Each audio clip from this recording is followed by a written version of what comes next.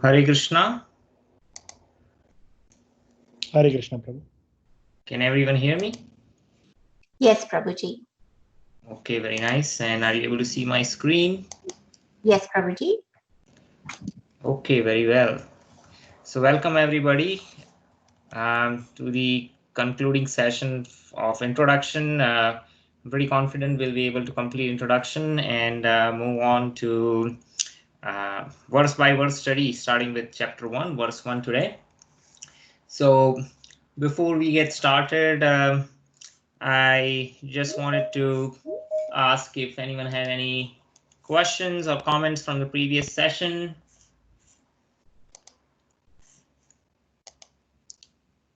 Anyone? Okay. There were a couple of questions on the forum. One was particularly about the position of Lord Shiva, and then another one was about the position of Ganesha. So in regard to the question for the position of Lord Shiva, I believe the specific question was, what is the difference between the devotees in Rudra Sampradaya, which are following Lord Shiva, but they are all Vaishnavas, versus those who are Shaivas, who are not Vaishnavas, but they still worship Lord Shiva. So I answered that question along with a lot of other aspects about Lord Shiva to provide a comprehensive picture on the blog. But to answer briefly to that specific question, the answer is that Lord Shiva, being the personification or the Guna Avatar in Tamogun, he is especially taking care of those who are affected by lower modes, specifically the modes of ignorance. And worship of those who worship Lord Shiva as the supreme god are Shaivas. And the Shiva being a Vaishnava, he does not like their adoration, which is reserved for Vishnu, but he nevertheless accepts does not reject those devotees who approach him as the supreme God, because he wants to ultimately uplift them. The devotees of Lord Shiva also approach him to get a lot of different kind of material benedictions. Yeah, especially asuras like Ravana. There was a Banasura in Srimad Bhagavatam. There is a mention. There is Bhashmasura. So all these demons, they or asuras, they got benedictions from Lord Shiva, which they did not use for good purpose actually. And in case of Bhasmasura, even tried to harm Lord Shiva using the power that Lord Shiva had benedicted him. So the Shaivas, they have a different understanding about Lord Shiva. They consider him as the supreme God, and they worship him in that mood. And Lord Shiva actually accepts, does not like their adoration, but then he does not want to reject those living beings, because otherwise they don't have any hope for making any kind of advancement. So he's helping them make some gradual advancement on the path. So hope that answers the question. I think there's more detail on the blog. The other question about Ganesha, which I have not still addressed, I have not written an article about it, but to answer the question briefly, I believe the question was, why is Ganesha worshipped as Vignahartha? So in beginning of any auspicious activity, Ganesha is invoked to remove all obstacles. So the short answer is Ganesha actually is again a devotee of Narsinghadev. Narsinghadev, who is an incarnation of Vishnu in his half lion, half man form. He appeared specifically to remove all the hindrances that Prahlad was facing in his practice of devotion to Vishnu. And he, in his Ugra, ferocious form, he basically removes any kind of obstacles. And the potency to remove those obstacles is awarded to Ganesha by Lord Narsinghadev himself. So the Vaishnavas, they directly worship the appropriate form of Vishnu or Krishna, who is the original source of all different kind of potencies. But there are different living entities in different grades of spiritual advancement, and those, they are not directly able to understand or approach Vishnu. And we see that they approach different demigods who have the potency to some extent, and that potency they are again getting from ultimately from Vishnu. And that's one of the verses we covered in the introduction, which is from Bhagavad Gita, where Krishna is saying that people who do not have complete intelligence, they have partial intelligence or incomplete intelligence or foolish, they approach different demigods for temporary material gains, but ultimately they are approaching me in a roundabout way. That's what he's saying. They are approaching me in a roundabout way, and I am the original provider of all those benedictions. So I hope that answers the question. If I get an opportunity, I'll try to write another article about it. Yeah, there's a comment. Could you record this class? Yes, the recording is on. So yeah, those who would be viewing this offline, they should have access to the recording. Okay, so having said that, if there are no further questions or comments, we can continue from where we left last time. So last time we discussed Srila Prabhupada's mentioning about Krishna's instruction that one should always remember Krishna. And Krishna's recommendation is that we should remember while performing our prescribed duties. So Arjuna wanted to give up his prescribed duties as Kshatriya, and he just wanted to basically renounce everything and just take up the spiritual path. And Krishna did not recommend him to do that. He says you're trying to act against your nature if you are to give up this battle. And such a Pressure would not help you. You will be forced to come back. And considering this, basically we are all subject to our conditioning according to our nature. So the same instruction applies to all of us, that we should continue to do our prescribed duties and then at the same time remember Krishna. So that's the word he's used, Mama Anusmara. And this Anusmara, again, if you remember how we arrived upon this conversation, was we talked about the science of transmigration, which says that basically whatever the consciousness of a living entity or a soul is at the time of death, that consciousness will decide the next body that the soul will achieve. So if we remember Krishna at the time of death, then we would be awarded a spiritual destination in our original spiritual body. So that is the recommendation, and in order to achieve that, Krishna is recommending that we should always remember him. So Srila Prabhupada makes a very insightful comment over here, where he's saying that somebody might question basically that, hey, if that is what is needed, how about this? At the time of death, I'm just going to remember Krishna, but all my life I'll just pursue whatever I wish to do, basically, which basically means that to pursue temporary sense enjoyment. And to this point, Srila Prabhupada is making a note that if one does not practice remembering Krishna while one is struggling for existence, then it will not be possible for him to remember Krishna at the time of death. So the other argument also people say is that, well, I don't have time. I'm struggling just to make my ends meet. And then some people are actually struggling very hard just to, make the ends meet.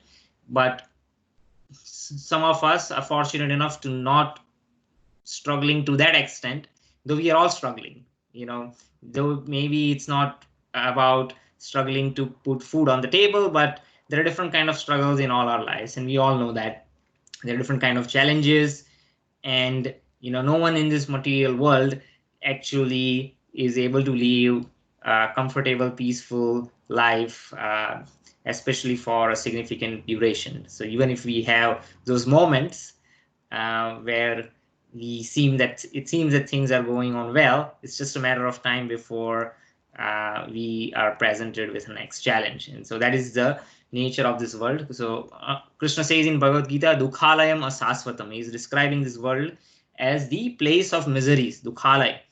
And asasvatam means it is temporary. So if somebody makes their argument that, hey, I'm struggling so much, how can I be peaceful to think about Krishna?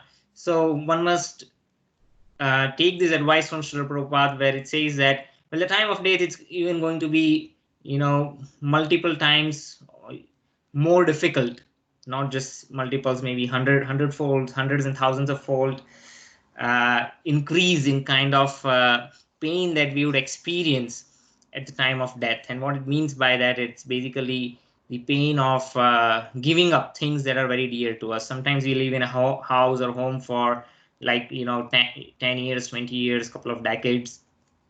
And then we have memories, and when we have to move out of that place, we feel like not living that particular residence because we are so attached to it. Similarly, if we are away from our near and dear ones for a long time, we also feel that anxiety. So at the time of death, we are basically losing everything. And that in itself creates a lot of anxiety. So to be able to remember Krishna at that point is only possible if we are practiced to remember him while we are struggling in our performance of day-to-day activities and duties. So the instruction from Chaitanya Mahaprabhu is that Kirtaniya Sadahari, one should always practice chanting the holy names of the Lord. And then I believe I talked about this last time, where I mentioned there is no difference between Krishna and his names, right? So the example that I gave was, for anything, even before we talk about Krishna, like I gave the example of Gulab Jamun. So there is the object Gulab Jambu, then that object has a name, Gulab Jambu. And then the idea of gulab jambu exists in our mind. So you see, you're going from gross to subtle. The idea which is in my mind, only I know. You don't know it unless I vocalize it. So when I vocalize it, that idea is now perceived by one sense perception, which is sound. And then when it is fully perceived by all sense perceptions, it becomes a complete object. That means, the sound gulab jambu does not, when you hear that sound, you cannot taste gulab jambu, you cannot smell it, you cannot feel it, you cannot see it, you're just hearing it. But the actual object, you can perceive it by all five senses. So in this material world, there's a difference between an object, the name of the object, and the concept of the object. In the spiritual world, all three are same. And one, there's a couple of ways you can understand it, but without going into a very technical definition, the way you can understand that in this material world, there is a time delay between the concept, the name, and the objects. If I really want to eat gulab jambu, I'm thinking, I'm meditating in my mind, I want to eat it. So it's in my mind. Now it might take some time before I vocalize it. I might request someone, can you make it for me? And then there is further time delay in terms of actually making it. The gulab jamun becomes ready. So the concept, name, and the object are separated by time. In the spiritual world, the time does not exist.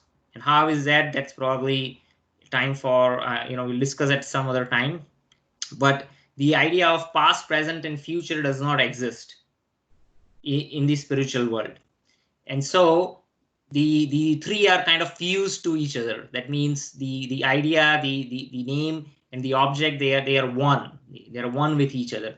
So as soon as we change, so Krishna's name is not a material object. Krishna himself is not a product of this matter.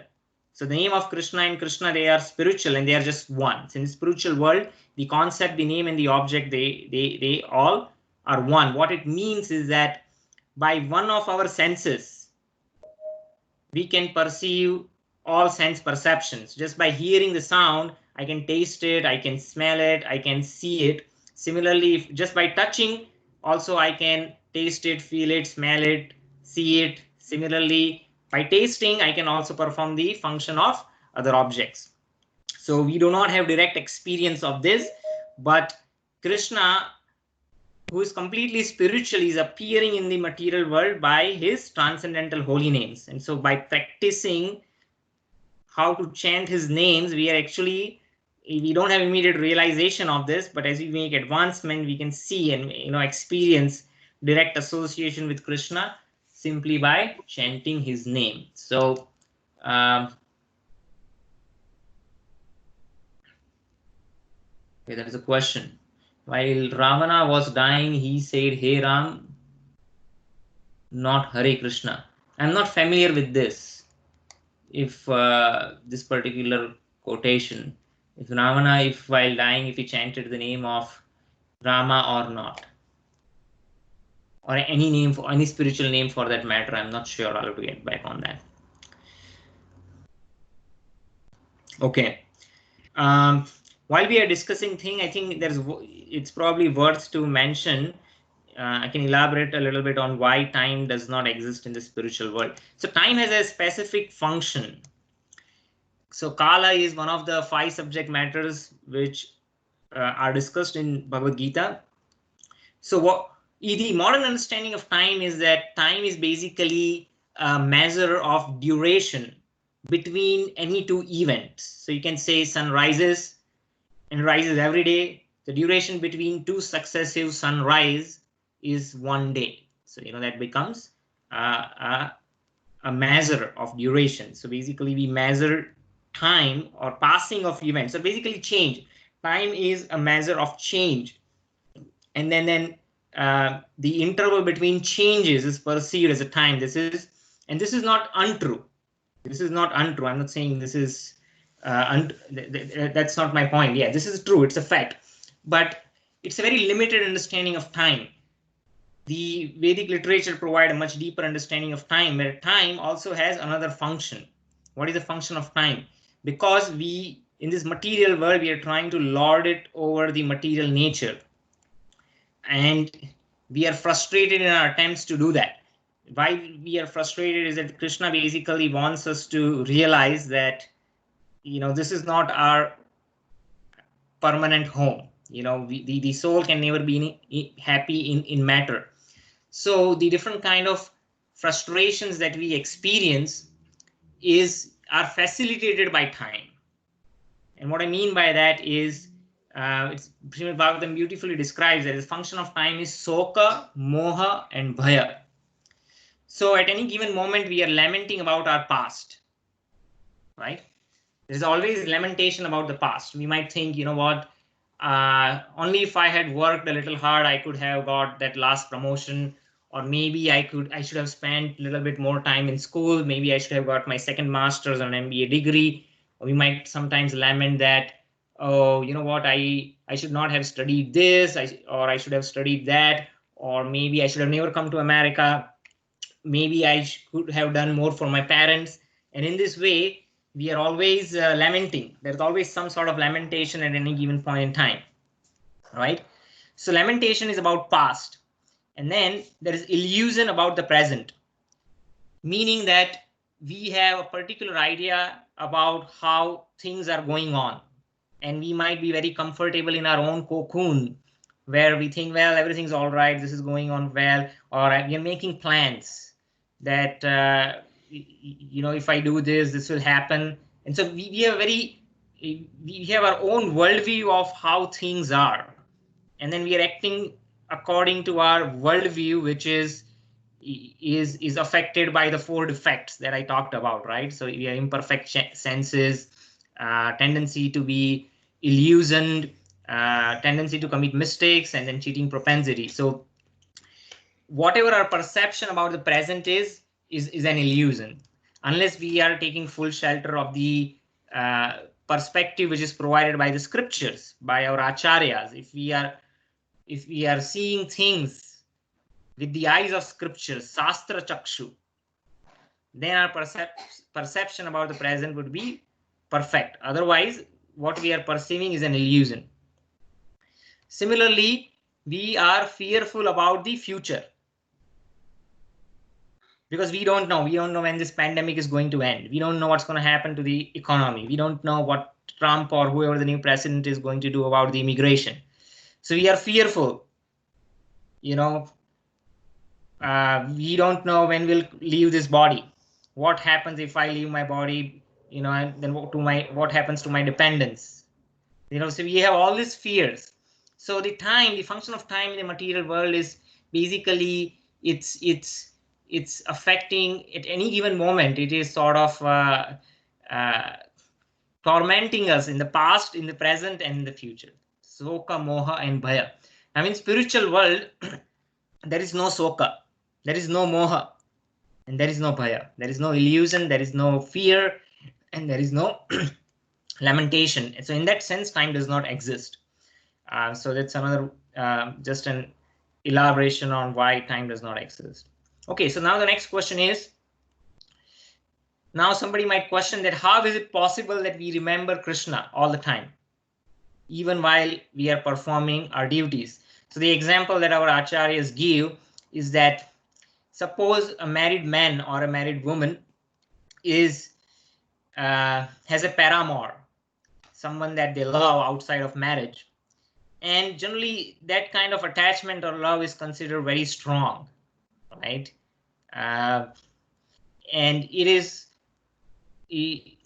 something to do with human psychology, in the sense that, whatever is forbidden, people, they have a strong attachment for it, right? So when, there was time in the United States in around 1920s, the Prohibition era, when liquor was prohibited in the US. There was actually a time, I think it was about a decade or so, where again, when something is prohibited, people are more curious about it, right? Like, why is it prohibited? Let me go and experience it.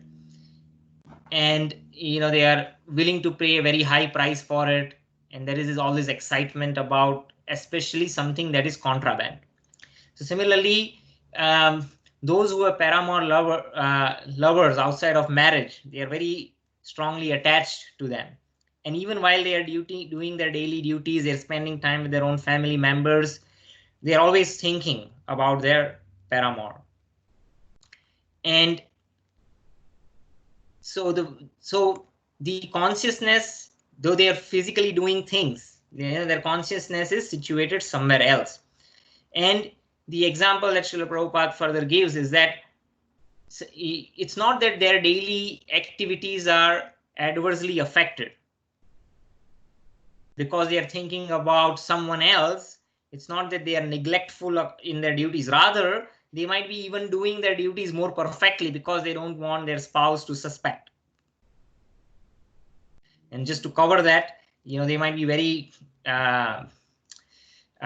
very particular about doing their duties. So similarly, we can by practice and by reading regularly about Krishna from Srimad Bhagavatam, studying Bhagavad Gita in the association of devotees, as we know and hear more about Krishna, we will start developing attachment. And once that attachment is developed, then even while we are doing our daily activities, we will be able to remember Krishna while performing our daily duties. And so the best example of that is Rukmini. So Rukmini, the first wife of Krishna, who is goddess of fortune herself, but she had never seen Krishna. And when she was about to get married off to Shishupal, she actually wrote a letter to Krishna and sent it along with a Brahmana. In that letter, she mentions that though I have never seen you, I'm so much attached to you. And how did that attachment develop? She was the princess of the kingdom of Vidarbha. And many important persons used to come and visit the king all the time.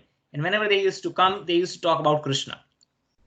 And then she, being a small girl, right from a very young age, she was always listening about Krishna. Krishna, is such a person. This is what his nature is. This is what his personality is. This is how he looks. And just by hearing about him constantly, she developed such an attachment for him that she really, she wanted to marry him, and she wrote a letter to Krishna to come and kidnap her. Right. And so, this is a perfect example of how one can develop a strong attachment towards a person just by hearing and listening about that personality. So similarly, we have to cultivate that strong attachment towards Krishna, and the methods are prescribed by hearing about his pastimes from the Krishna book. So Krishna book is another great book that authored by Srila Prabhupada, which is basically a summary of the 10th canto of Srimad Bhagavatam. It describes every single pastime that Krishna performed since the time he appeared and the 125 plus years that he spent on this earth before he departed back to the spiritual world in his original form. So just by reading those pastimes daily, what I do on a daily basis before sleeping, I read a chapter of Krishna book with my son. And there he is waving his hand. So he likes to listen to Krishna stories, and we can see, even a small child, I can see how strong attachment he is slowly developing towards Krishna. So this is not something that is impossible. So in case of Arjuna, was always thinking of Krishna. Why? Because Arjuna was his constant companion. Even before, for a long time, Arjuna was not only Krishna's cousin, and they were all of the same age, and they were really good, strong friends. So Arjuna naturally had an attachment for Krishna, to the extent that before the Mahabharata war was about to begin, and Krishna had, taken a vow that he's not going to fight. He's not going to take up any weapon. He's not, and both Duryodhana and Arjun, they approached Krishna. What did Duryodhana choose? Duryodhana chose Narayan Sena, the entire army of the Yadus, to fight on his behalf. And what did Arjuna choose? Say, I don't want anyone. I just want you, Krishna. Right? So that is the nature of a devotee. So Arjuna had such a strong attachment towards Krishna. And then he's showing this book. But this is a baby book, the book for, this is a child version of the Krishna book, but the Krishna, the Supreme Personality of Godhead, I think the same book is also available for the adults. Thank you.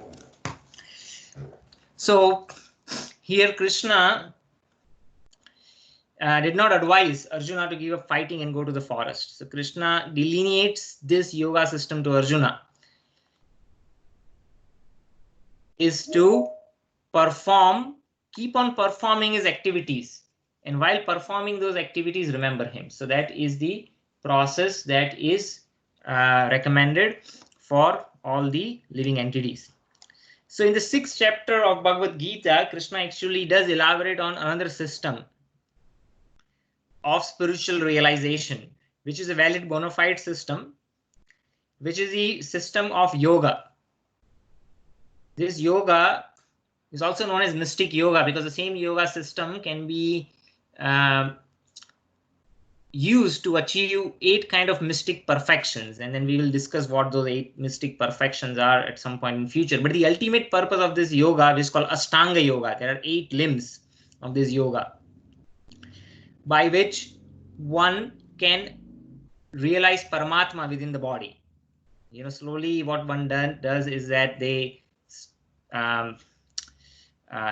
is yam, niyam, there is pratyahar, asana, dharana, dhyan, right? And then there is samadhi. These are all different stages. I might have missed a couple in between. But the idea is that slowly one stops all the bodily activities in terms of, eating, drinking, they just sit in a very secluded place in a yoga posture, and then they focus their concentration, they hold their life breath, and by seizing all these functionalities within the body, one can start perceiving the spirit soul. So basically, to give an example, especially in Indian English, there is this term called pin drop silence. When we are in school, our teacher used to say that you have to be so silent that if they drop a pin, if the teacher drops a pin, everyone should be able to listen. Now, if everyone is shouting or there is so much noise going in the class, if you drop a pin, no one will be able to listen. So the soul is very subtle. When our life activities are very active, on a gross level, we are fully using all our working senses, which is our arms and limbs and our tongue, and we are using our knowledge acquiring senses, which are the 5 knowledge acquiring senses: ears, eyes, nose, tongue, skin. And when we are fully active, there's so much going on in the body. The body is acting on a very grosser platform. That means in a very active, visible, sorry, not visible, but very active, perceivable way. When the body is acting, something very subtle like the soul cannot be perceived. So the essence of this yoga system is basically by elimination and gradual elimination of different bodily activities. And by elimination, what I mean is that by gradual cessation of the bodily activities, one can begin to perceive what is subtle, the subtle soul inside, and then eventually realize the Paramatma which is present. So it's a valid bona fide system, but it's very difficult. So even for Arjuna, so this was towards the end of Dwapar Yuga, beginning of Kali Yuga, that Bhagavad Gita was spoken just before the Kali Yuga began. And so this yoga system was ideally practiced during Satyuga, when people were more accustomed to doing austerity and they could sit in one place for thousands of years, and lifespans were also really long actually. The lifespan in Satyuga is 100,000 years. You go to different places in India, like if you go to a place in Himachal Pradesh, I think it's near Manali. There is a Kund, Vashishta Kund, where Vashishta Muni did tapasya for 60,000 years. Now, how could someone do such a tapasya for such a long time? Well, in Satyuga, people used to live 100,000 years. So it's not uncommon. And there was no varnashram. There are no Brahmana, Kshatriya, Vaishya, Sudra. There is only one varna, which is Hamsa. That means that no one is interested in economic activity. So there is no need for the society to be divided into different varnas who can perform the division of labor. So everyone is interested only in meditation. So this is the time this was possible. So Arjuna is basically saying that this system of yoga that you summarize appears very impractical and unendurable to me, for the mind is very restless and unsteady. Right? So if it's difficult for Arjuna, we can say that it's also difficult for all of us. So Krishna then says that, so though there are different methods of yoga, and when we say yoga, mostly people think about Ashtanga yoga, where the one that I just described.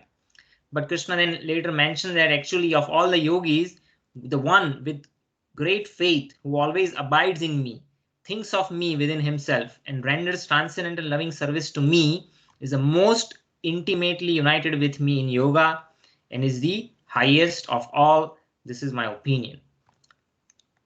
So Krishna's opinion, he is the Supreme Personality of Godhead himself. So when he says his opinion, that means it's the truth. So basically, Krishna is asking Arjuna to become his devotee. He's not, and he says directly that one who actually lovingly engages in my service in 5 different moods. We already talked about that, right? So one is neutral relationship, one is servitorship, then we have friendship, parental affection, and a conjugal lover. There are 5 different ways one can engage in devotion to Krishna. Of course, there is a gradual progress. We cannot artificially assume a particular mode of service and then act on it, but we can begin with the mode of service as actually a servant, which is the beginning, the first stage of actually the foundation based on which even other modes are established. Because even in friendship there is service, even in parental affection the parents serve the child. So the service is the basis, as we talked about also in the previous class, that what is the Sanatan Dharma of the living entity. The eternal dharma of living entity is not a faith-based dharma. It's not being Hindu, Muslim, or Christian, but what actually defines us is that our tendency to serve. Whether we are serving Krishna or our community or ourselves, the idea of service, right? It cannot be taken away, and that's what dharma means. Dharma means is the underlying property that defines us. Anyone has any questions at this point in time before we move on?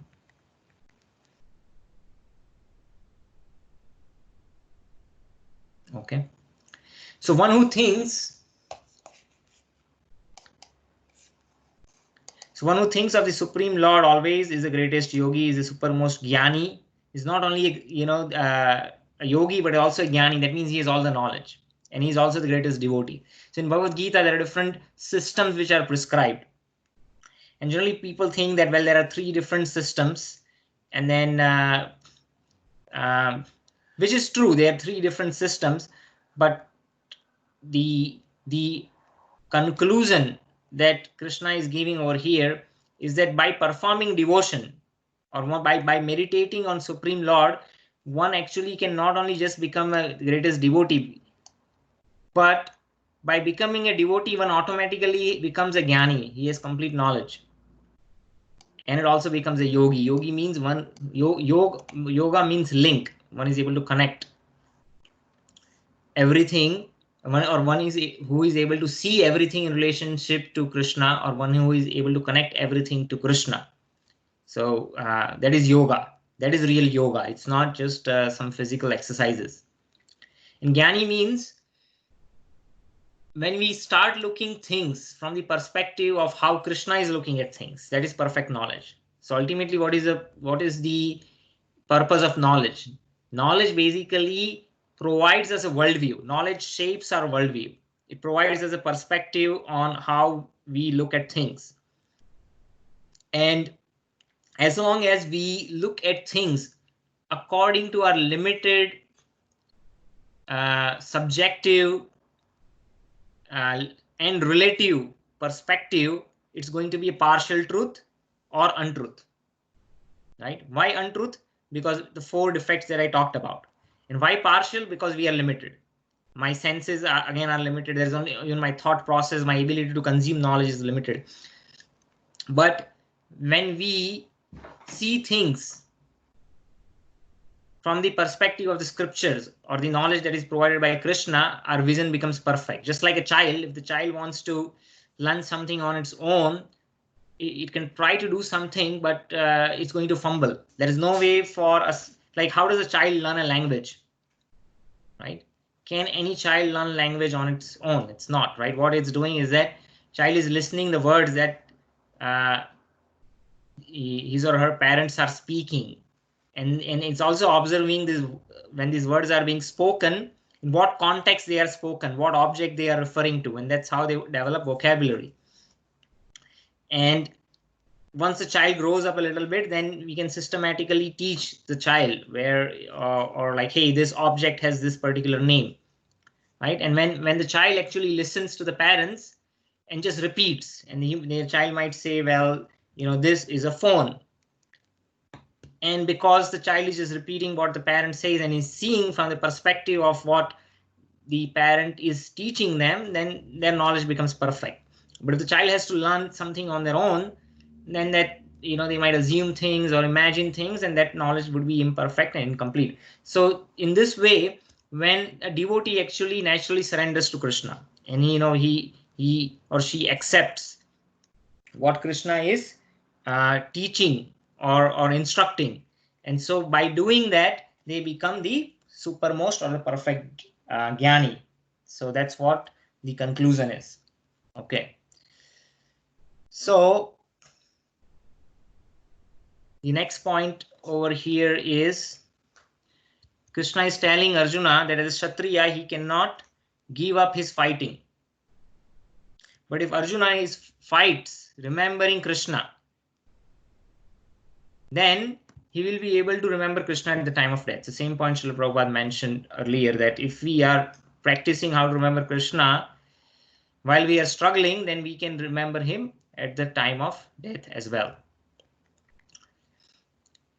Because the work that actually we are doing is not simply an action of our body. It is something that we perform with our mind and intelligence, right? Here Srila Prabhupada gives an example that any activity that we do, it has to go through the sequence of thinking, feeling, and willing, right? Before we actually do. So the subtle comes before the gross.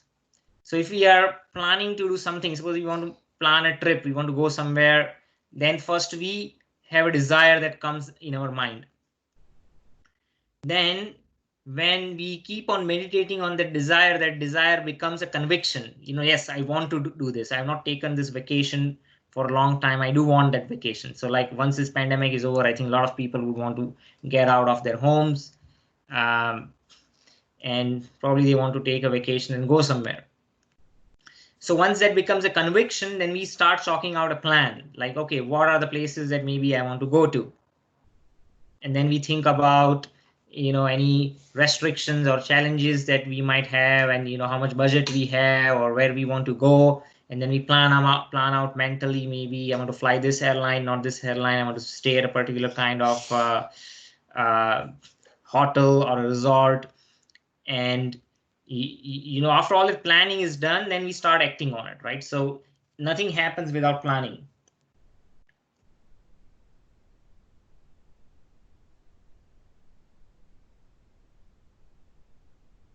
Okay, so same thing. Srila Prabhupada is mentioning the point that we work not with our body, right, but with our mind and intelligence. That doesn't mean that we do not use our body at all, but the point is that it has to first begin with mind and intelligence.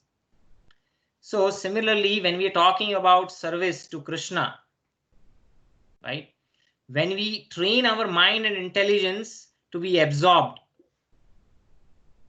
in a way that we want to please Krishna, then these senses would naturally fall in place, right?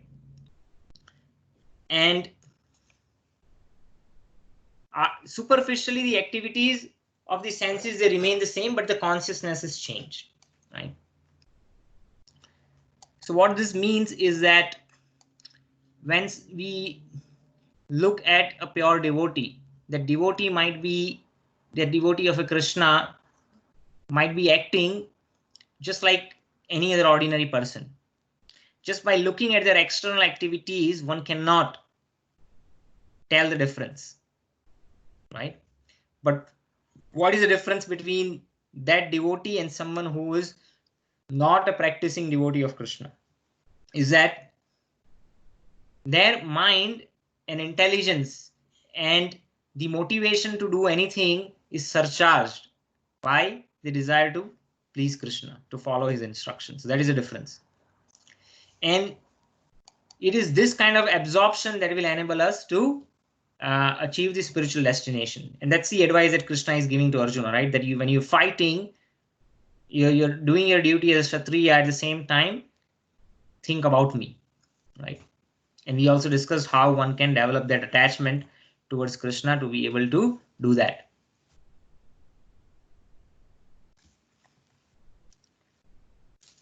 Okay. Here Srila Prabhupada makes another point, is that especially we are, in the current era where the human society has made progress, technological progress, especially in terms of developing mechanical spacecrafts to go and visit different planets. We have not made enough progress to advance spiritually, right? So the essence of this is that, suppose so right now there is so much conversation going on, like there are successful people who are like Jeff Bezos and Elon Musk, and they are billionaires in their own right, and they have tremendous wealth and will to be able to pursue space exploration and build colonies, right, on Mars. I believe that they've been talking about. But the point Srila Prabhupada is making over here is that even if someone is able to go to another planet, it's unnatural to live there, right? We require to make so many other kind of adjustments to be able to live, compared to we are naturally adapted to live on the Earth planet. But even while living in a place where the human body is naturally suitable for living, we are subject to miseries of birth, old age, disease, and death. And why spend time and energy and resources in trying to go to some other planet where, first of all, it's not natural for us to live in our current body, and on top of that, one is still not free from birth, old age, disease, and death. And that's why the one who is intelligent should try to pursue a destination that is way beyond this material creation. It is way beyond the extent of the creation, not only what in terms of what we have explored and know, but even the material world is so vast and huge that we cannot even fathom or speculate about it. And even if there was if humans are able to come up with some sort of technological advancement that is shown in like serials or movies like Star Trek, where it's like a space exploring civilization. Even it's fiction, by the way. It's something that it's not even feasible. But even if it was feasible, one won't be able to go beyond the limitations of birth, old age, disease, and death. And that's why the devotees who are really intelligent, should try to pursue the ultimate spiritual destination. Any questions so far? Okay. So next, The 9 processes of devotional service are described. This is from Srimad Bhagavatam. This is spoken by Prahlad Maharaj. So Prahlad is giving this instruction that how one can actually develop devotion towards Krishna. So the first process is Shravanam. Shravanam meaning hearing about Krishna. So I gave an example of Rukmini, how Rukmini developed an attachment towards Krishna just by listening about him.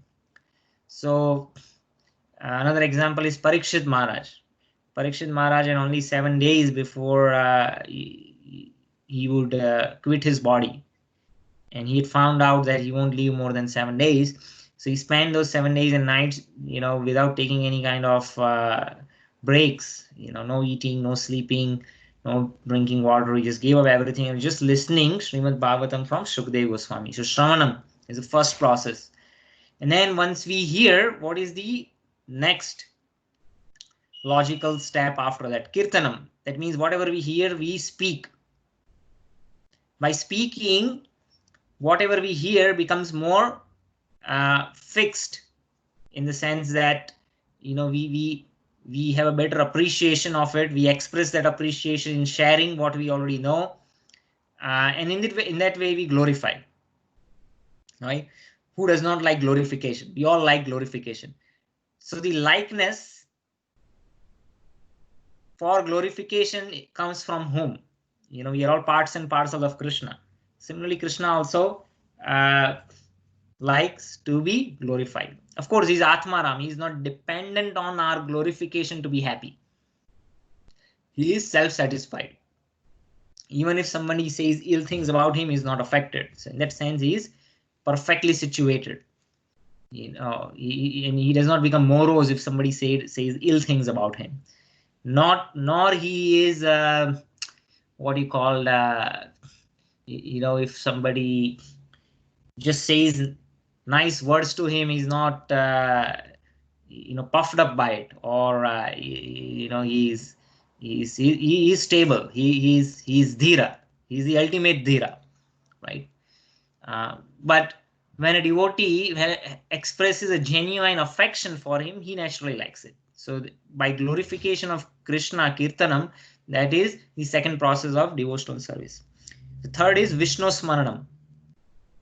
So remembering Krishna all the time, right? So Sravanam, we gave an example of Parikshit Maharaj listening about Krishna. Kirtanam is Sukdev Goswami speaking about Krishna. Vishnu Smaranam is remembering Krishna all the time. Prahlad Maharaj was always remembering Krishna.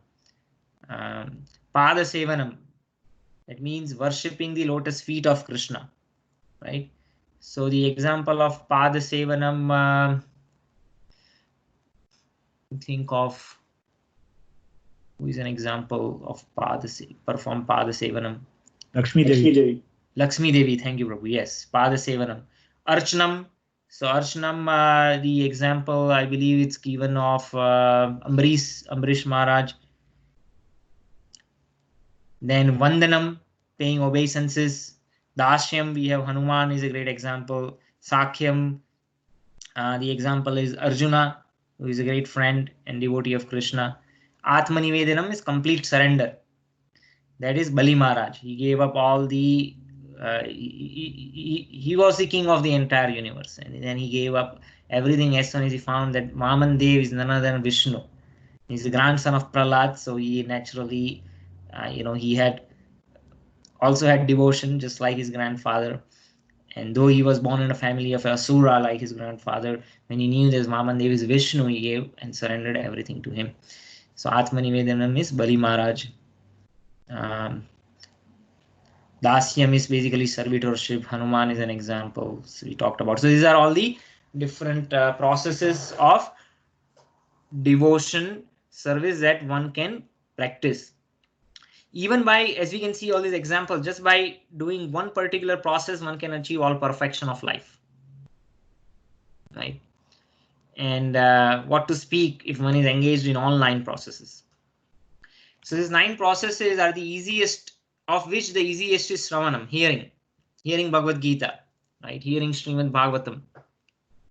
one can achieve perfection. So this will lead to remembering Krishna. Just when we are hearing and we are speaking about him, that means, it will naturally lead to remembering him. Sranam Kirtanam Vishnu Smaranam, the remembrance will automatically come.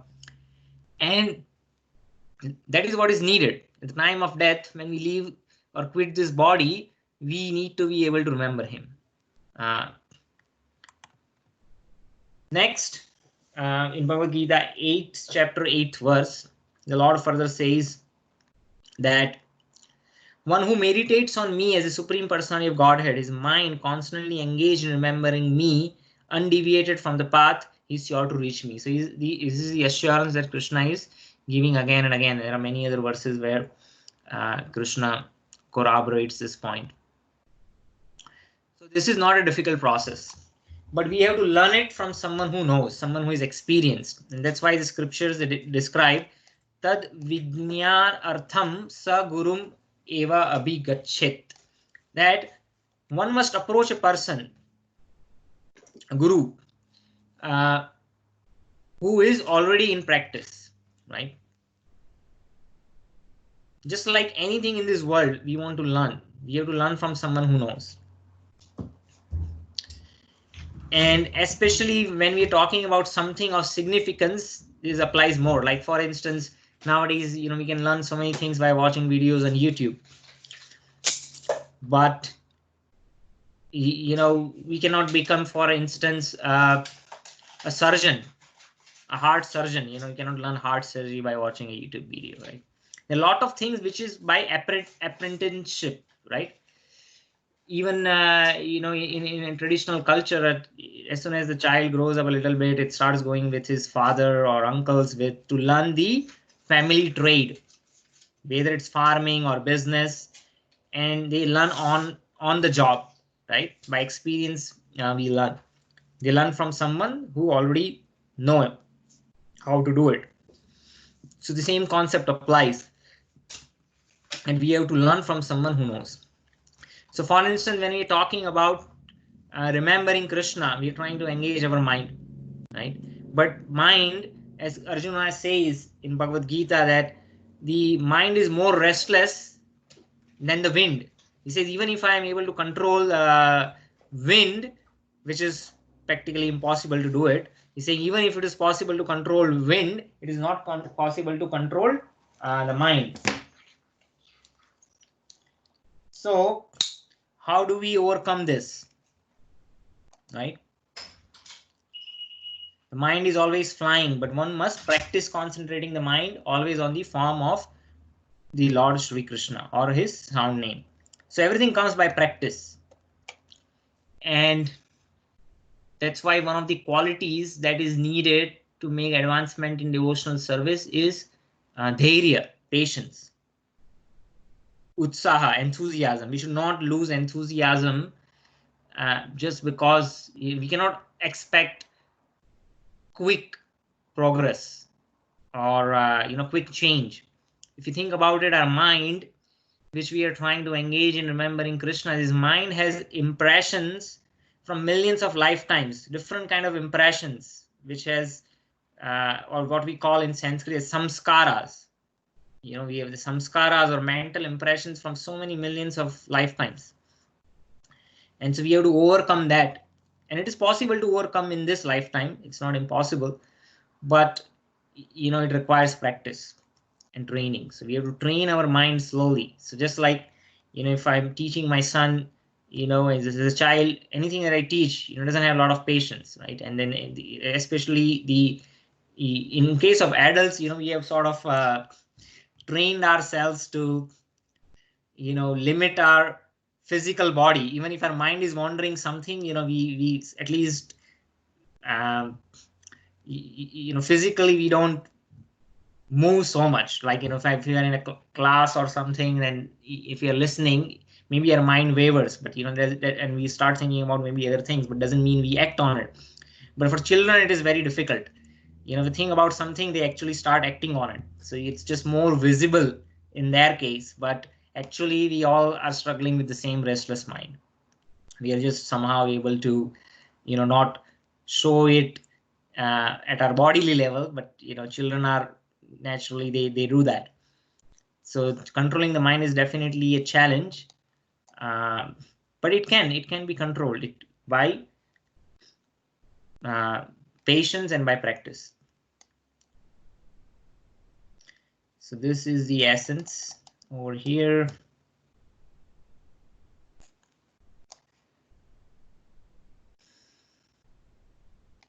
Okay. Yeah, and who is this process available for? This process is actually available for everyone. No one is barred out of it. So there is no discrimination when it comes to devotion to Krishna. And there are many examples of it. So later in Bhagavad Gita 9:32, Krishna says that, I'm accessible by everyone, right? So he gives a particular list. He says, Lord can be approached even by a merchant, a fallen woman, a laborer, or human beings in the lowest status of life can attain the supreme. One does not need highly developed intelligence. So what's the point as he's trying to say?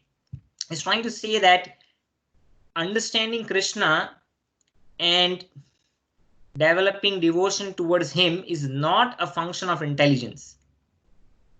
So generally, the Brahmana class and the Kshatriya class, they traditionally go to Gurukul. The Vaishyas and others, the Sudras and others, they do not go to Gurukul to systematically study, right? Why? Because Brahmana, when they are learning Vedas, first of all, they have to learn Sanskrit. Then there is complex grammar. And there are different aspects of Vedic literature that they have to systematically study. A Kshatriya needs to know what is right, what is wrong. They need to understand Dharma so that they can make right decisions in terms of administration. Even the military sciences are pretty detailed. How you organize your army, how you do strategy. So all of these requires strategic system and systematic study where one has to engage one's intelligence, Brahmanas, how to perform homam, yagya. But the other trades, for instance, it does not require a lot of systematic study. Like I give an example, a merchant, a child from his childhood, as soon as he's 6 or 7 years, they are going along with their father, uncles, and they're learning the trade on the job, whether it's farming, trading. Similarly, laborer, right, a blacksmith or a goldsmith, they're just learning on the job. They don't, there's no need to go to college. The schooling and then college, you spend $100,000, take so much debt. And after that, you have a paper degree, but no practical experience. And then one has to prove oneself. And most of the time people end up doing things which they did not study in school. They might have degree in, like engineering, mechanical engineering, but they're doing IT programming, or they might be running a business, or they might be a salesman or product manager. And everything that they are doing in the new job is actually they learned on the job. But they are doing it after 25, 30 years of age is already passed. So anyway, the point being over here is that understanding Krishna and developing devotion towards him is not a function of intelligence. So going to Gurukul, everyone else except Brahmana and Kshatriya, they are not allowed. They are barred. But when it comes to devotion to Krishna, no one is barred. And there are many examples. So to give an example of, you think of some examples of merchants who are able to realize Krishna. First of all, Srila Prabhupada, who presented this more than 80 volumes of Vedic literature and, established this path of Gaudiya tradition. He brought it over to the entire world, right? He himself was a businessman. He was a merchant. In his Grihastha ashram, he used to run a pharmacy, right? Krishna himself appeared in a Vaishya family, right? In the sense that he was brought up by his foster parents, Nanda Maharaj, Yasoda Maiya. They were Vaishyas. They were farmers, and they had so many cows. So cow protection and farming, those are the two main duties, prescribed duties for the merchant class. And there are many other examples. We see in the Ekadasi Mahatmya, there is a story of a merchant who did not keep his vow, and then he had lost all his wealth. Then he was able to again realize what his mistake was, and he performed the Ekadasi vow, and then he achieved perfection. Then the example of fallen woman is given. So in Srimad Bhagavatam, which is the highest, it's known as Amal Purana. It's the highest of all the Vedic literature. In that there is a mention of Pingala, who is a prostitute, and it's described nicely how she achieved perfection. And in the brief, the story is that, as usual, she in late evening she was waiting for some prospective clients who would come, and maybe she could earn some money that day, but then she was disappointed, and then no one came, and she was started to becoming morose, and basically then she thought that what am I doing with my life, in the sense that why I have to seek something that is so temporary from men who have no love, and I should just simply think about the Supreme Lord Hari. And then she compiles very beautiful poems. It's in the 11th canto of Srimad Bhagavatam, Pingala, and they were so nice that they made it to the greatest literature. They're mentioned over there, and she achieved perfection just by meditating and thinking of Lord Hari, who is the real husband of everyone. When it comes to laborer, another example we can think of is, I believe it is Guha, who was the boatman who helped Lord Rama along with Sita and Lakshmana cross the Sarayu River. And so a labor, is just rowing a boat just requires physical labor, right? I mean, there's not much skills. I mean, there is some skills involved. Definitely not a function of a lot of intelligence. Does not require systematic training in Gurukul. But what did he do, right? He did this service of Lord Rama, who is the Supreme Personality of Godhead. He helped him cross the river. And just by that service, Lord Rama, how did he reciprocate? He said, just as you allowed, help me enable cross the river, I will enable you cross the ocean of material nescience, meaning this material world is compared to an ocean, which is endless, because ocean, if you are stuck in the middle of the ocean, how much we can swim? Even if you're an expert swimmer, we cannot swim, right? And it's nescience means ignorance. The soul has forgotten its real identity over here, so it's called nescience. So Lord Rama actually said that, basically is metaphorically he's saying that what he means when he says that I enable you to cross the ocean of material nescience is that I'll take you beyond this material world to the spiritual destination. So these are some of the examples by which we know that one can achieve perfection regardless of one's social position.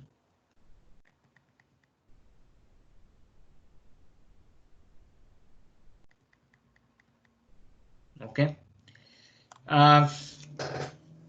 Finally, this is approaching the end of introduction.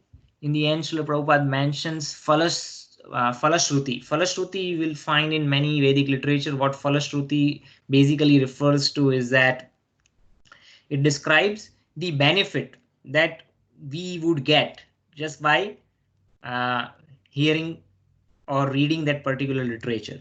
So within the literature itself, there are some verses which describe what is the benefit of reading or studying this particular literature. Now, this Gita Mahatmya is not part of Bhagavad Gita. It was written by Sankaracharya. It's a separate book, but nevertheless, it is very interesting. Interesting in terms of what is mentioned is all definitely true, and it gives some motivation, because many times when somebody is studying Bhagavad Gita, they might not necessarily, they might be just curious. Okay, let me see what Bhagavad Gita has to offer. They're not necessarily seeking the highest perfection of life. and some might just accidentally come upon it and they might start reading it. And if they have heard about the Phala Shruti, then they might get some more motivation to continue on. So that's what is described over here in Gita Mahatmya. It says that if one reads Bhagavad Gita very sincerely and with all seriousness, then by the grace of the Lord, the reactions of his past misdeeds will not act upon him.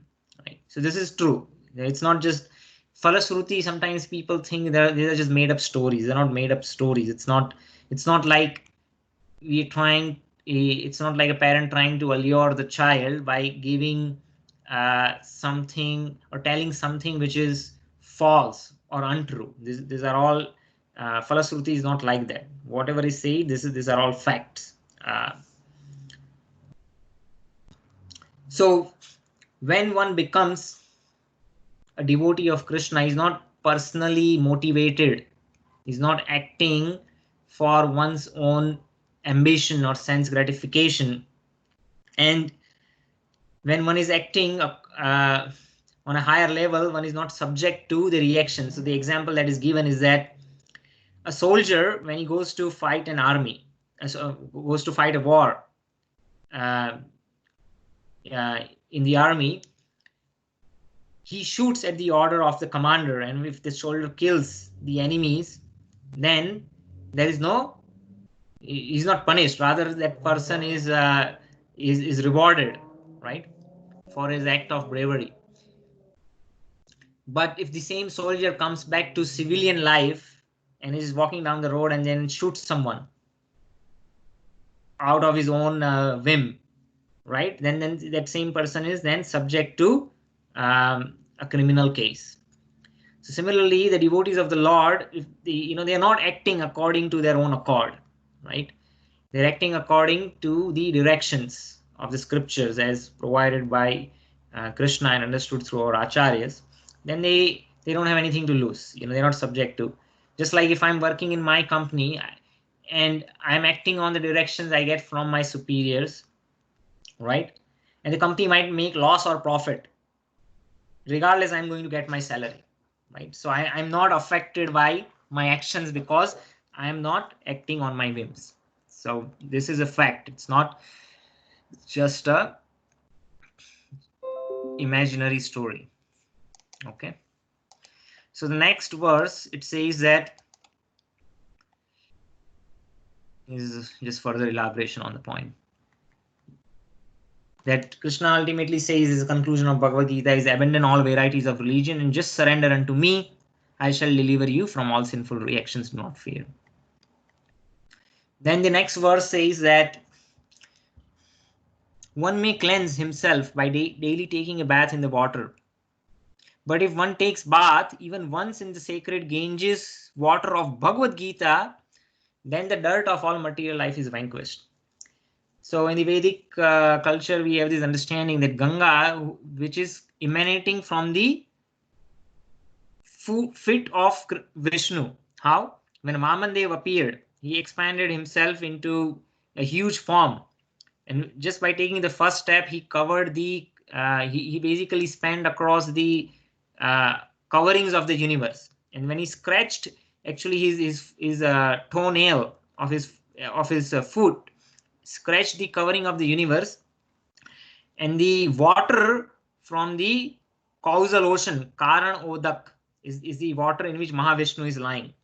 So that water actually, through the hole, it started coming inside the material universe, and it traversed through all the different heavenly planets, finally coming to the earth. And so this is Charana Amrit. Just like when you go to the temple, what the Charana Amrit that we get from the Lord is basically the water from the Abhishek that is done to the Lord, the water by which the Lord's feet is washed. That is Charana Amrit. So this Ganges or the Ganga is coming directly from the lotus feet of Vishnu, right? Similarly, Bhagavad Gita is coming from the lotus mouth of Krishna, right? The mouth and the feet of Krishna, they are non-different, is complete spiritual whole, right?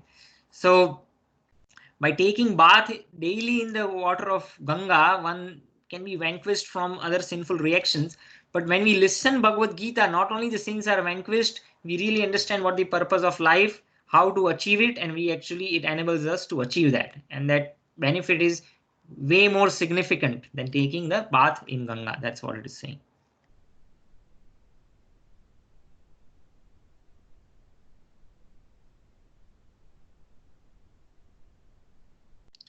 So then it says is that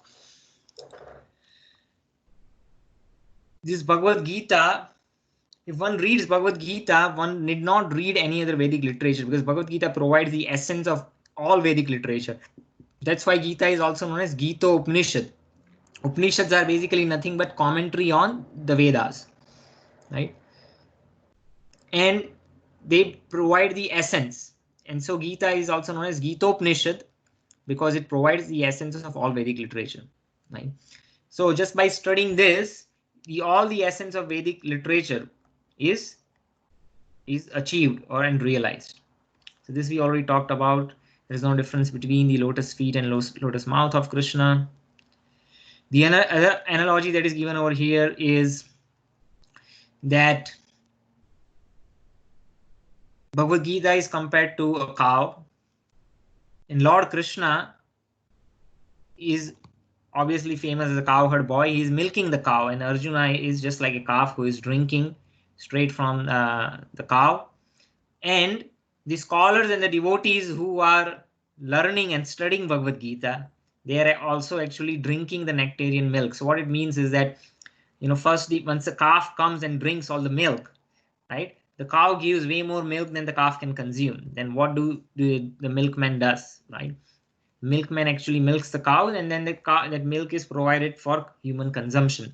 Similarly, Arjuna, having received this nectarian milk like Bhagavad Gita instructions, that his consumption does not in any way diminish the quantity or the quality of that milk, which can be relished by the entire humanity in general. So that is the specialty of knowledge, is that it actually increases. The more we learn and more we share, it increases. It does not diminish in value like other material things. If I consume, what will happen, right? Others will have less of it.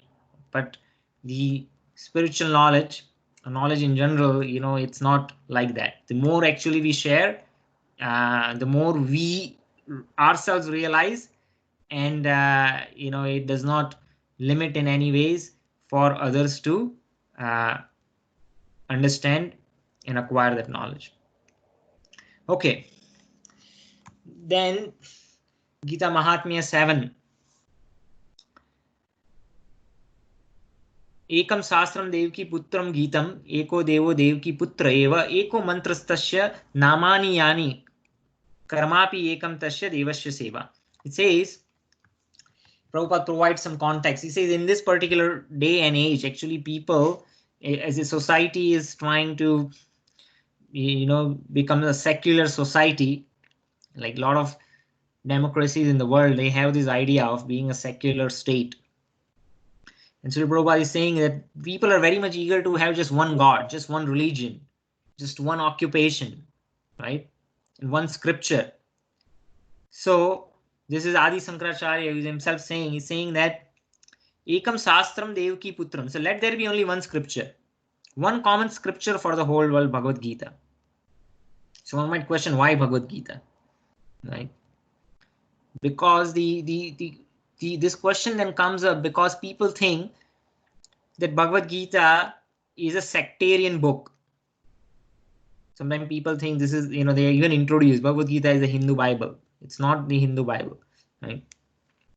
Bhagavad Gita actually is not a faith-based religion. It's a very scientific, philosophical perspective on things.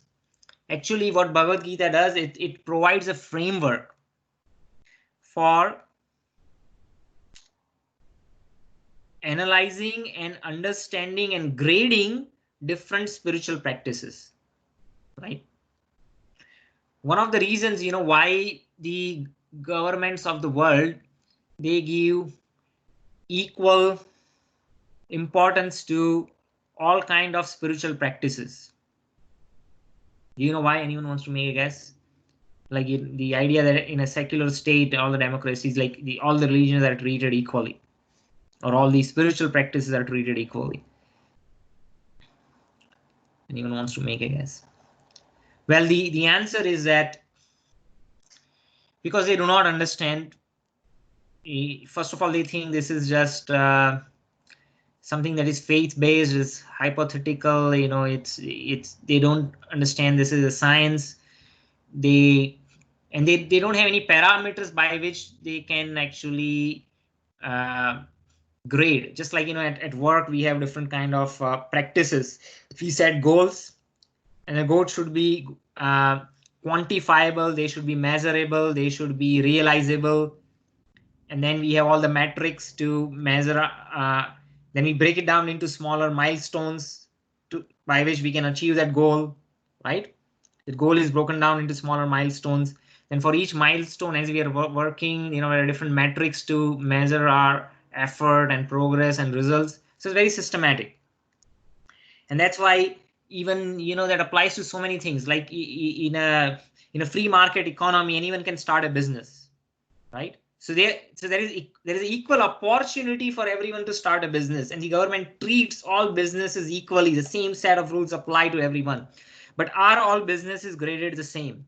No, right? If you go to any New York Stock Exchange or NASDAQ, anywhere, they have these different ratings that the Securities and Exchange Commission publishes, where it says, okay, well, this share script is AAA++, and this is just AAA, and this is B++, and B minus. And so they have standard way to measure things because they understand what the purpose of the business is, and how they are rewarding their shareholders. It's all very systematic and quantifiable. Unfortunately, with spirituality, people don't understand, and a lot of traditions, religious and spiritual traditions of the world have not provided that specific and detailed guidance on what the goal is, right? Like in Islam, or they say God is great, but how is God great? There is no information available, right? So then that goal is not clear. It's just like if we on our job, when they describe, okay, whatever the goal, that it should not be vague, right? If you're setting a goal should be precise, right? So when you say God is great, that there's no more information beyond it, then it's not precise. Or if the Bible says that God created man in his image, so we now know that, okay, God is human-like, but then how exactly he looks, that information is not there. But if you look at Vedic scriptures, that information is available in very specific detail. Well, that God is Krishna. It has a name. He has a name, right? He has a form, what he looks like. So he has a blackish blue complexion. These are the clothes that he likes to wear. This is what his appearance is. This is what who his family members are. This is what he likes, dislikes. Then it's precise. It's not vague, right? How is he great? There's an entire Purana, Srimad Bhagavatam, which describes his greatness in so many different ways, right? And when it comes to achieving that perfection, then these scriptures, they describe what the stage of perfection looks like. Not just in terms of achieving our spiritual destination, but in terms of what is the spiritual transformation that the individual undergoes, right? And then in Hari Bhakti Vilas, and there are other literatures which helps us measure our progress. There are different stages by which we can measure our progress that we don't find in other traditions of the world. So first is Ado Shraddha. One must have. Now Shraddha again is not just faith, it means conviction. And that conviction by hearing, just like Rukmini developed conviction by hearing. Again, it's a very detailed subject matter. I don't think we can cover it. So Ado Shraddha, Tatha Sadhu Sangha. So after that conviction happens, one starts associating with devotees. Then Bhajana Kriya. After that, the next stage of advancement is one actually takes more interest in the process of worship, bhajan, right? Ajo Shraddha, Sadhu Sangha, Bhajana Kriya, Anartha Nivritti. That means then we have to slowly overcome all our limitations or conditioning of the mind and the body, all our bad impressions we have to overcome, right? Anartha anartha nivritti, then there is then slowly one develops some ruchi, some taste, then there is stronger attachment, then there is bhava, which is emotions, advanced emotions of ecstatic experience just by remembering the Lord, and then there is finally prem, or the love for God, right? And then so all these different phases or milestones are defined, and there are detailed descriptions of how one is able to make progress. So if what Bhagavad Gita actually does is that it provides a framework by which we can analyze any spiritual practice. So karma yoga, for instance, what is karma yoga? Karma yoga is describing the characteristics of any spiritual practice. Doesn't matter it's in Islam or Judaism or Christianity or any other faith. We can understand and see if that activity is related to doing our duties, prescribed duties, and how those duties can be engaged in the service of the Lord.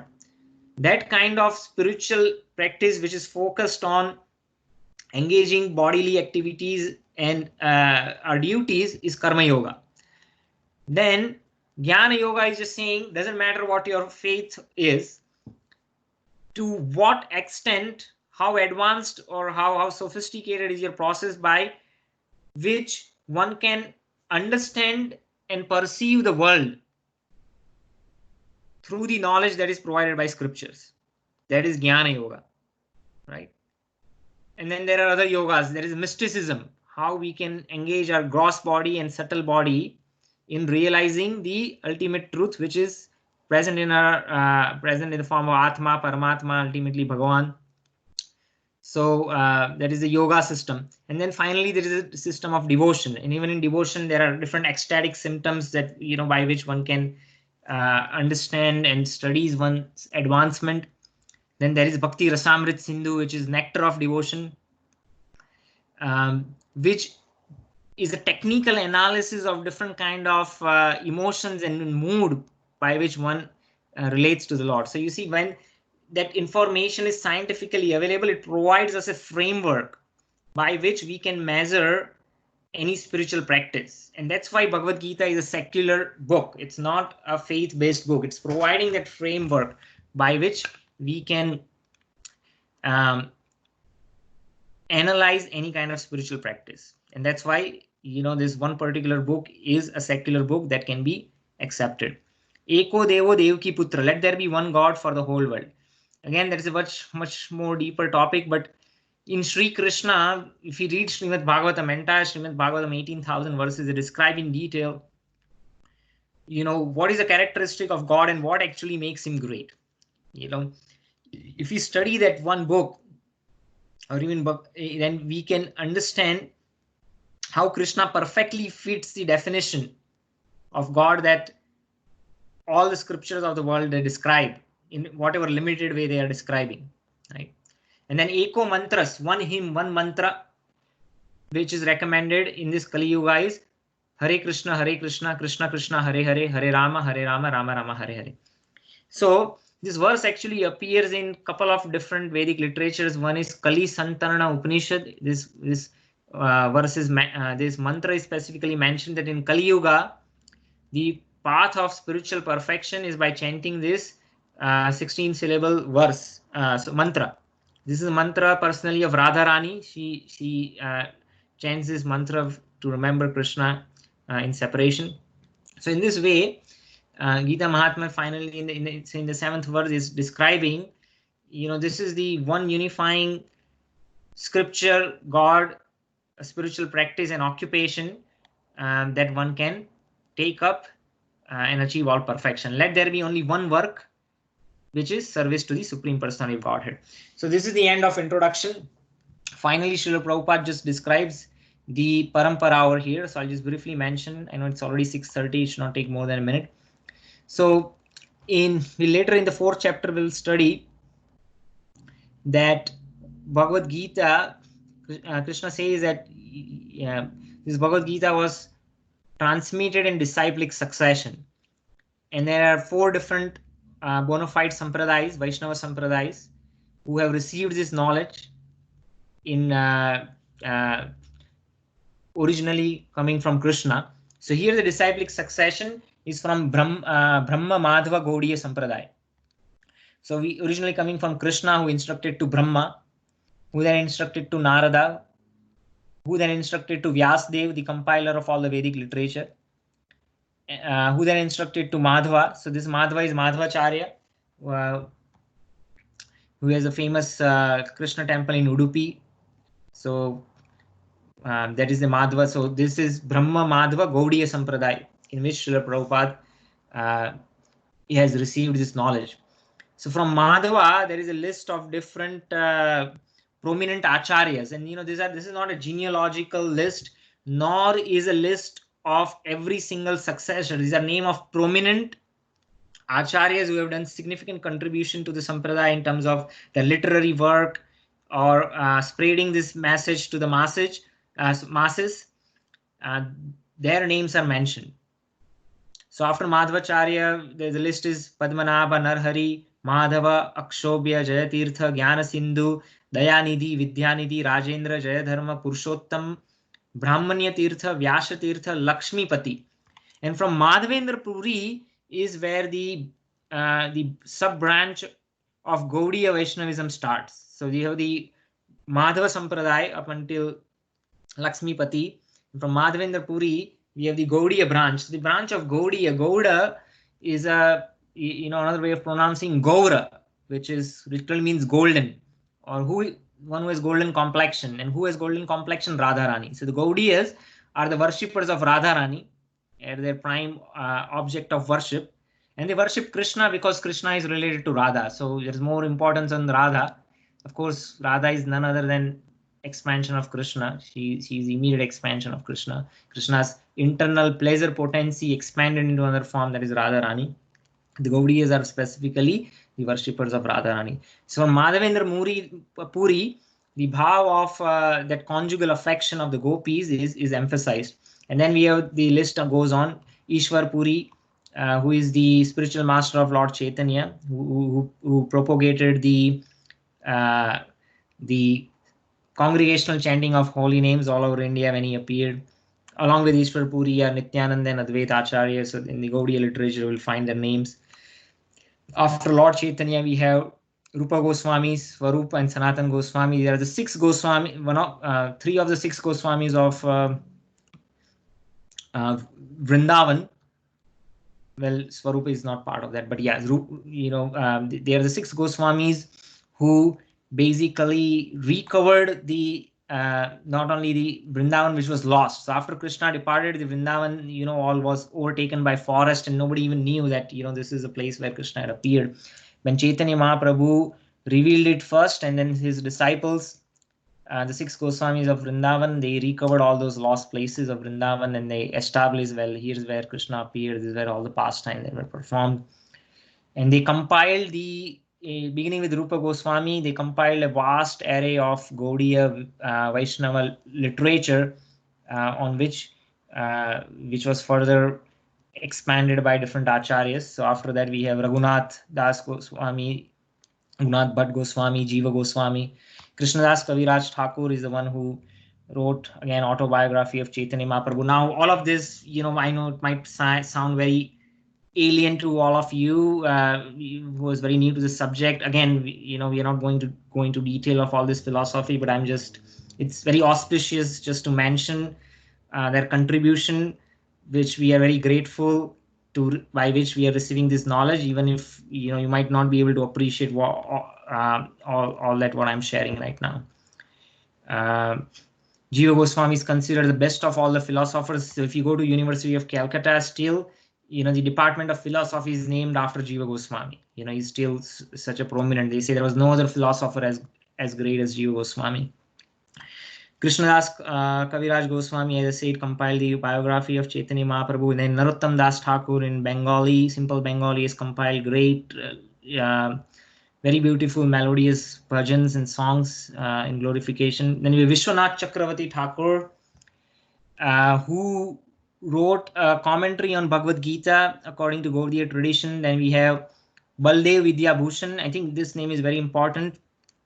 Srila Prabhupada, in the beginning, if you remember the very first class that I conducted, in that the dedication, Srila Prabhupada dedicates the book to Baldev Vidyabhushan, and there is a story why he does it. But Baldev Vidyabhushan he wrote a commentary on the Vedanta Sutra to establish that Gaudiya is a bona fide sampradaya, and then finally he wrote a commentary on Bhagavad Gita also. And Srila Prabhupada uses that commentary of Baldev Vidyabhushan in his presentation in English. And then we have Bhakti Vinod Thakur, who in the modern world, when the British Raj was going in India, he expanded the Gaudiya literature further. Then Gaur Kishore Das Babaji, who was a Paramhansa and a very great renunciate. And Bhakti Siddhanta Saraswati Thakur, who established the Gaudiya Math all over India and also set the foundation for presenting this great tradition to the Western world, and which was successfully done by A.C. Bhaktivedanta Swami Srila Prabhupada. So with that, I would like to end the session over here. I apologize, I went a little bit over, but we are done with introduction, and we'll start with verse by verse study starting next week, and it will go fast. You know what I'll do is I'll first begin with, I'll have pre-decided how many verses I want to cover, and first I will read the translations of all those. Say if I want to cover 7 verses, we'll at least cover 4 to 5 verses every week. But say if I want to cover 7 verses, I'll read the translation of all the 7 verses first, and then I'll go into the important points of the purport. So it won't drag on. You know, we will be able to move at a good speed. But I wanted to spend enough time covering introduction because I felt this is important. Any questions before we conclude the class?